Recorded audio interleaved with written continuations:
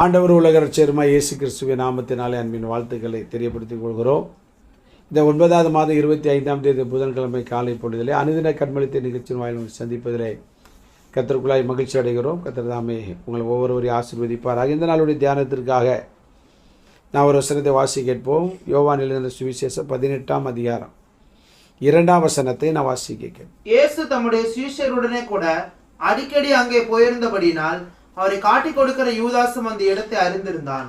நம்முடைய ஆண்டவர் இயேசு எப்படிப்பட்டவர் என்பதைத்தான் 18வது சுற்றாக நம்ம பார்க்கிறோம்.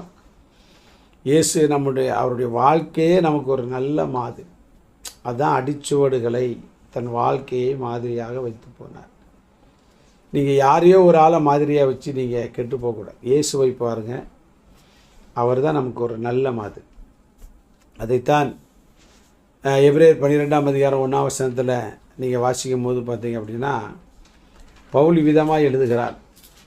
மேகம் போன்ற இத்தனை திரளான சாட்சிகள், ஆகையால் மேகம் போன்ற இத்தனை திரளான சாட்சிகள் நம்மை சூழ்ந்து கொண்டிருக்க பாரமான யாவற்றையும் நம்மை சுற்றி நெருங்கி நிற்கிற பாவத்தையும் தள்ளிவிட்டு விசுவாசத்தை துவக்குகிறவரும் முடிக்கிறவருமாய் இருக்கிற இயேசுவை நோக்கி உங்கள் நியமித்திருக்கிற பாதையிலே நீங்கள் பொறுமையோடு ஓட கடவீர்கள் சொல்ல. அதனால் நமக்கு நல்ல மாதிரி இயேசு தான். வேறு யாரையும் பார்த்து நம்ம வாழ்க்கையில் நிறைய பேரை பார்த்து ஏமாந்தாச்சு, அதெல்லாம் விட்டுருங்க. அவர்கிட்ட என்ன மாதிரி இருக்குன்னா அவர் வாழ்க்கையே நமக்கு ஒரு பெரிய மாதிரி. ஒவ்வொரு அத்தியாயம் இதில் குறிப்பாக சொல்லப்பட்டிருக்கு, அடிக்கடி ஜெபிக்கிறவர் நம்முடைய இயேசு. அதாவது இயேசு தம்முடைய சீசரோட கூட அடிக்கடி அங்கே கெத்செமனே தோட்டத்துக்கு போய் ஜெபம் பண்ணுற பழக்கம் அவருக்கு இருந்தது. அப்போ அவர்கிட்ட இருந்து நம்ம கற்றுக்கொள்ளும் மிக முக்கியமான பாடம் என்ன அப்படின்னா, சில பேர் பார்த்திங்கன்னா வாரத்தில் ஒரு நாள் ஜெபம் பண்ணுவாங்க. சில பேர் பார்த்திங்கன்னா பண்டிகை நாட்களில் மட்டும்தான் ஜெபம் பண்ணுவாங்க.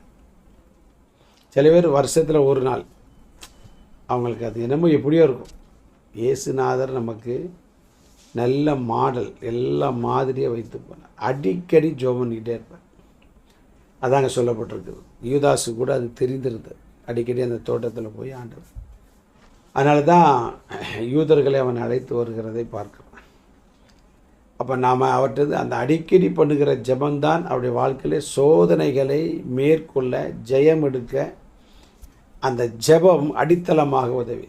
வாழ்க்கையில் தோத்துட்டேன் பாஸ்டர், விழுந்துட்டேன் பாஸ்டர், உடைஞ்சிட்டேன் பாஸ்டர், மனசு ஒரே குழப்பம் பாஸ்டர், என்ன செய்யணுன்னே தெரியலை பாஸ்டர், ஒன்றும் செய்ய வேண்டாம், அடிக்கடி ஜெபம் பண்ணுங்க. நமக்கு மாதிரி இயேசு தானே. அவர் அடிக்கடி ஜெபம் பண்ணி அடிக்கடி ஜெயம் எடுத்துக்கிட்டே போனார். ஜெபிக்கிறவன் தோற்றதே கிடையாது. ஜெபிக்கிறவருடைய ஜெபம் வீணாய் போனதே கிடையாது.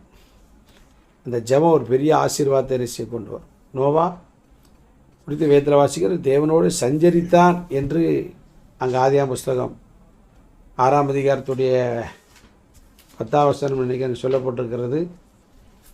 நோவாவின் வம்ச வரலாறு. நோவா தன் காலத்தில் இருந்தவர்களுக்குள்ள நீதிமானும் உத்தமனுமாக இருந்தான்.